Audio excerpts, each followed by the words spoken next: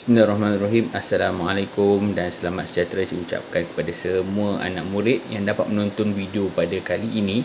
Dan pada kali ini cikgu akan masuk tajuk yang baru, iaitu unit 2. Tajuknya ialah peraturan bilik sains. Okey, peraturan bilik sains ni dia sebenarnya simple saja, tajuk yang pendek. Jadi kita akan cuba bincang sama-sama. So kalau ada apa-apa soalan boleh PM terus cikgu di WhatsApp. Kalau kata tak faham ke apa kan, boleh PM terus lah. Dan nanti cikgu akan sertakan juga link untuk nota dan juga kuis. Maksudnya nota ni nanti cikgu ambil daripada website Cikgu Chang, Cikgu Chang Tun Kuek ni. Nanti awak boleh baca nota tersebut dan cuba jawab soalan dalam kuis yang cikgu akan bagi juga nanti. Okey, so kita terus masuk kepada tajuk kita pada kali ini, iaitu peraturan bilik sains. Okey, so peraturan bilik sains ni dia sebenarnya lah lebih kurang sama macam peraturan-peraturan di bilik-bilik khas yang lain, dan juga lebih kurang sama dengan peraturan di kelas. Cuma ada beberapa perkara yang ditambah. Okey, ditambah disebabkan mengikut kesesuaian suasana ataupun peralatan yang berada di bilik sains tersebut. Okey, so peraturan ni di mana-mana pun diwujudkan atas dasar keselamatan dan juga ketenteraman lah. Okey, keselamatan maksudnya kita nak semua orang yang menggunakan bilik sains ni berada dalam keadaan selamat, sihat, tidak mengalami sebarang kecederaan, tidak berlaku sebarang kemalangan dalam bilik sains. So ini dapat menjamin keselamatan semua orang dan juga ketenteraman. Okey, ketenteraman ni maksudnya kita tak nak suasana yang hiruk pikuk, bising, suasana yang orang kata tak sepatutnya.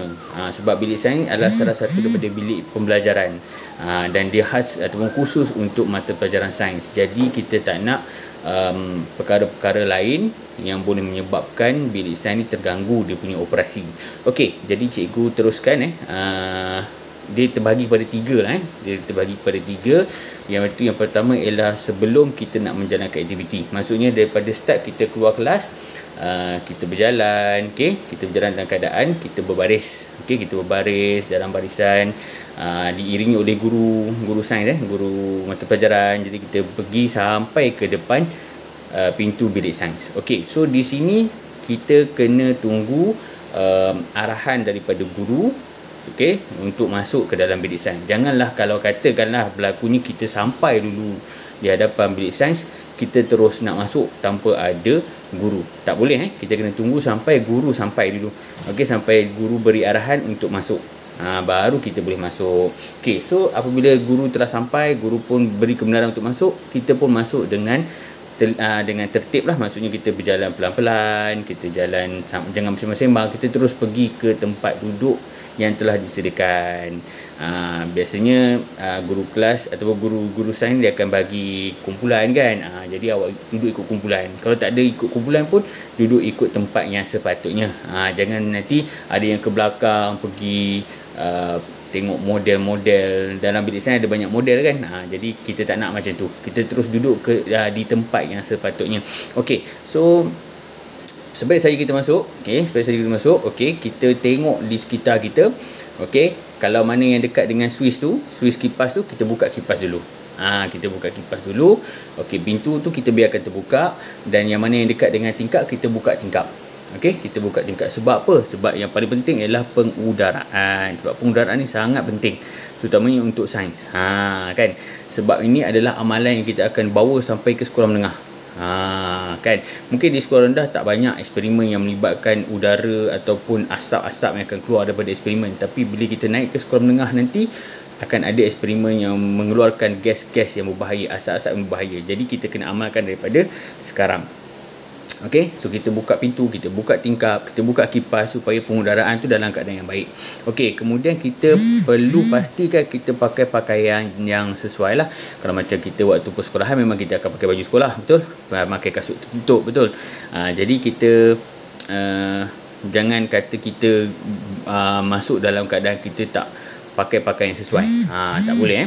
Okey, seterusnya ketika ataupun semasa menjalankan aktiviti. Okey, semasa kita jalankan aktiviti, kita kena hati-hati dengan peralatan sains.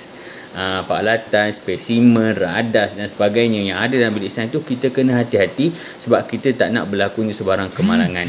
Sebab apa? Peralatan yang digunakan dalam bilik sains ni ada yang bersifat tajam, ada yang bersifat berbahaya, mengakis, boleh terbakar dan sebagainya, boleh pecah, boleh meletup dan sebagainya. Dia ada banyak. Okey, jadi kita kena hati-hati.